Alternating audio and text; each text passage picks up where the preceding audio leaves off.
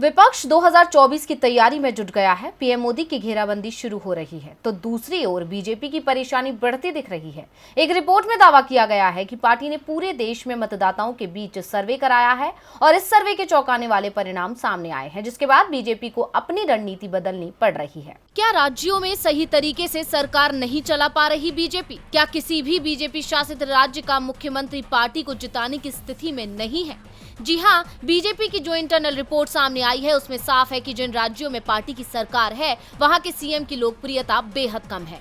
यूं भी कह सकते हैं कि सीएम के खिलाफ जनता में आक्रोश ज्यादा दिखाई दे रहा है। एक रिपोर्ट में दावा किया गया है कि पार्टी के इंटरनल सर्वे में बीजेपी के किसी भी सीएम की लोकप्रियता 25% से ज्यादा नहीं है, यानी 75% लोग बीजेपी के सीएम के कामकाज से खुश नहीं हैं। इस रिपोर्ट ने बीजेपी की चिंता बढ़ा दी है। ऐसे में सवाल उठ रहे हैं कि पार्टी को चुनावी रणनीति में बदलाव करना होगा, नहीं तो विधानसभा चुनावों में हार तय है। हार से बचने के लिए बीजेपी ने कई राज्यों में मुख्यमंत्रियों को बदला भी है।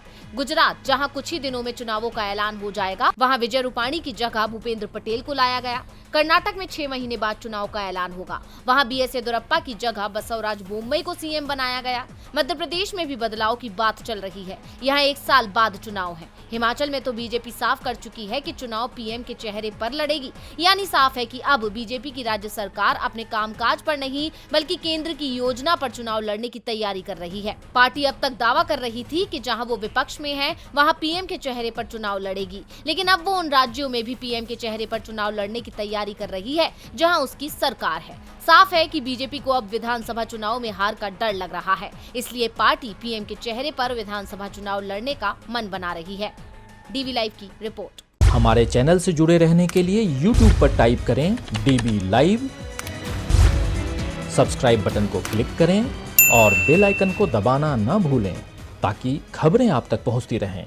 देखते रहिए डीवी लाइव, क्योंकि यहाँ हैं खबरें लगातार।